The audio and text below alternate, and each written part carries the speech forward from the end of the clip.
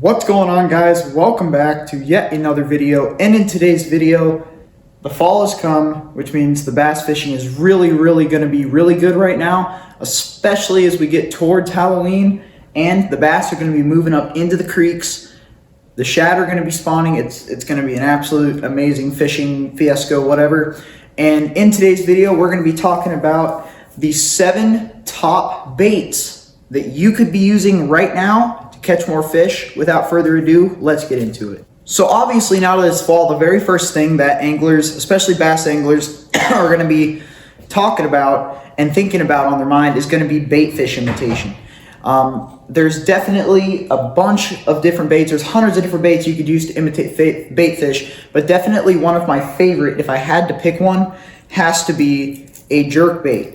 Now, when you're fishing a jerk bait, number one thing you're going to think about is you have to think about what's in your lake. What's the main forage in your lake? Whether that be shad, bluegill, perch, maybe even baby trout. It doesn't really matter. Whatever that is, you're going to be thinking about. So I have 3 different variations right here that you could be thinking about. I have a perch pattern right here, which works really great. Obviously, if your forage is perch that you're looking for. I have a minnow color, which is really great for shad imitation, minnow imitation. And then I have this golden shiner color. And at least here in Wyoming, we have a lot of shiner. Shiner is a really good imitator into anywhere from the late summer to the end of fall until the ice comes. And it's a really great bait fish imitator. And the best way to fish it, in my opinion, make a nice long cast, either on a spinning rod or if it's on a bait casting rod, and just do a twitch, pause, retrieve. Or even with jerk baits, I've literally even had luck just retrieving them at a slow, steady pace. That would work well too. But personally, I like to do a twitch, pause style retrieve. That's how I have the most luck. If you are on a boat, it is different. If you're on a boat, you're probably going to be wanting to fish a suspending jerk bait. So that way, you know, you're not going to be catching as many snags, or you're not going to be catching as much bottom. But if you're fishing from the bank, you're obviously going to be dealing with the shore a lot. And that's when I like to go down to a floating jerk bait like I have right here. You could do some suspending options, and that's really good in moderately deeper water. Anytime you're fishing shallow, because the bass are going to be going shallow, they're going to be chasing the shad up shallow, you're definitely going to want to use a floating jerkbait, in my opinion. And you're definitely going to want to fish those a little faster, because the slower you retrieve them, the more they're going to go rise towards the surface. Because the ones I use, my favorites are by Rapala, and the Rapala jerkbaits are notorious for that because they're made of balsa wood, and wood obviously is going to float in water. So that's just something to keep in mind. Moving on to bait number 2, and this also has something to do with bait fish imitation. One thing that you do have to realize, though, is that the bass are not only going to be eating bait fish this time of year, they're going to be eating a bunch of stuff. One of those being crawfish, might be some snails, there might be night crawlers, there might be a lot of things. There's probably going to be less of them, but there's definitely going to be some there. So the number 2 bait on my list has got to be a lipless crankbait. These right here are Strike King Red Eye Shads, the half-ounce version. They're my favorites. I just like them because they have a really nice shimmy on the fall. And I really like that about these. And as you can see, I do have a chili craw pattern right here.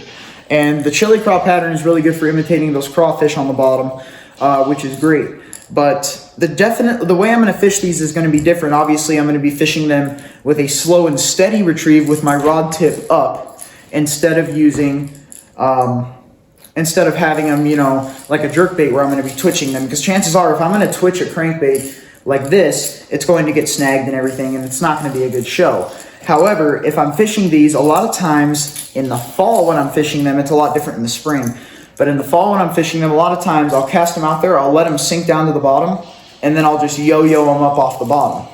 And that really has a lot of really great results. I don't have too much to say about the lipless crankbait in this video, but I do want to say that it does catch fish in the fall. It is an absolute fall staple, and I highly recommend you throw a lipless crankbait in the fall. Moving on to my 3rd bait on this list, and it is another crankbait. This crankbait's a little more different. It's mainly for fishing up shallow, like I said. And that, of course, is the square bill crankbait right here. This right here in particular is a Strike King 1.5. It's in a bluegill pattern. And then I also have a Bass Pro Shops one right here on hand that is a crayfish pattern. And they both work great. They both have, there's certain situations that you're going to want to throw them in. Obviously, their goal is to imitate baitfish. You could also imitate crayfish with them. But basically, I'm fishing these wherever there's rocks. And the reason I'm saying that is you might think, oh, well, if I'm fishing a crankbait around rocks, it's going to get snagged. Not always true. If you're fishing a crankbait around rocks, this lip right here, you might notice it's actually squared off. And that is supposed to help you deflect off of cover. These crankbaits are specifically made to cast out there and deflect off of cover. So when I'm fishing this crankbait, it's going to come through and it's going to zigzag all across the water because it's deflecting off those rocks. And it's made, I'm dropping things here, it's made to get out of a bass, which is what is called a reaction strike. Let me explain what that is. A reaction strike basically means that the bass is not eating the bait out of hunger, it's eating it out of reaction, out of instinct. It sees something move and it grabs it. That is what is called a reaction strike. And that is what these baits are so good at, and that is why they are my third favorite on this list. Okay, moving on to my number 4, and this is also a bait fish imitation, but this bait is definitely unique. And every single time I do one of these videos, I never mention this bait, and I don't know why. I guess it just wasn't on my mind at the time. But of course, that is a Bladebait. Now, a Bladebait, you guys might see, it might remind you of a spoon. It's just a big hunk of metal that's really, really thin. It's basically a metal lipless crankbait, but it's very, very thin. It's like a lipless crankbait, but it's like a lipless crankbait on steroids. The amount of vibration on these things are so insane that the bass just cannot resist them in cold water. Now, I'm going to mention these baits are more better in colder water, like late fall, like towards December. In those colder months, the bass are a lot more finicky, and you let these sink all the way down to the bottom, you rip them up, and they just vibrate so violently, I just can't explain it. It gets a reaction strike out of those bass like you guys would not believe. Very, very good bait. It's great in deeper water. I'd say anywhere from 10 to 30 feet. Not really the best in shallow water, but if you do want to fish them in shallow water, this is a 3/4 ounce right here. You could definitely go down to like, you know, a 1/2 ounce or a 3/8 ounce like the one I have here.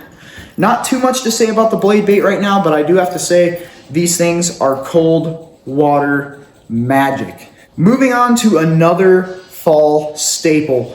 This bait has been around for so long. It's a classic to fish in the fall. And to be honest, it's honestly one of my favorites. And that, of course, is a jig. Now, honestly, you could be fishing any type of jig right now that would work. That would be a swim jig, a flipping jig, a finesse jig, hair jig, whatever. But these right here specifically are flipping jigs. And the reason I'm choosing a flipping jig for this time of year is one, because of the weight. When fish are in deeper water, most of the fall they're not in deeper water unless you get into late fall and it gets really cold. But speaking of that time of year, you're definitely going to want to go deeper. And with those crawfish, they're going to be up in the rocks. And that's when I like to pull out flipping jigs. And that's also when I like to throw out something a little bit heavier, like a 3/8 ounce flipping jig or something like that. You don't have to go crazy on colors. I just like a black and blue right here and a green pumpkin right here. Both work absolutely amazing, and these are just an amazing bait. Highly recommend throwing them, and you will get bites. Moving on to my 6th bait on this list, and that has to be this. You could split this into 2 categories. You have a marabou jig and a hair jig, and the marabou jig is so good in cold water because, as you can see, the fibers on there are really, really light and limber. And it really works well in cold water because a lot of times in cold water, it'll slow down the action of your bait. Marabou jigs, you don't really have to worry about that because the hairs will move effortlessly in the cold water. Same as a hair jig, it's a little more stiffer this time of year. And sometimes that stiffer action can get you a little more bites. But again, not too much to say about this bait because I don't really fish it very much. But this time of year and in the winter time even, these baits right here will catch you fish, and I absolutely love fishing these in the fall. Okay, so number 7 on this list is probably a bait that you guys were not expecting me to throw in here, and that's because I usually don't fish this bait very often. The only time I ever fish this bait is if it's more of a confidence bait. If I know for a fact I'm not going to catch anything that day, I have no problem pulling out this bait. And this bait, of course, is the inline spinner.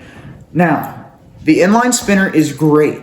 It imitates a minnow, crawfish, whatever the hell you want to have it imitate. And it's just something that's been catching fish for many, many decades, and it's just a bait that works year-round.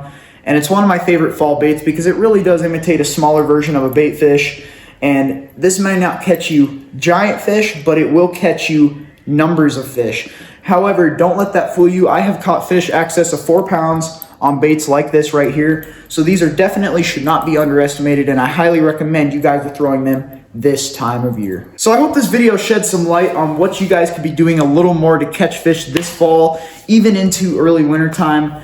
It's going to be absolutely an amazing year. I haven't been out very much, but I know for a fact my local creek is not frozen, so I definitely would be over there doing some smallmouth fishing, some winter trout fishing, all that stuff like that. If you guys want to see content like that, do not forget to subscribe to my channel. I put out new videos every week. Thank you guys so much for watching, and as always, stay on the barb. I will catch you guys again on the next video. Thanks for watching. Peace.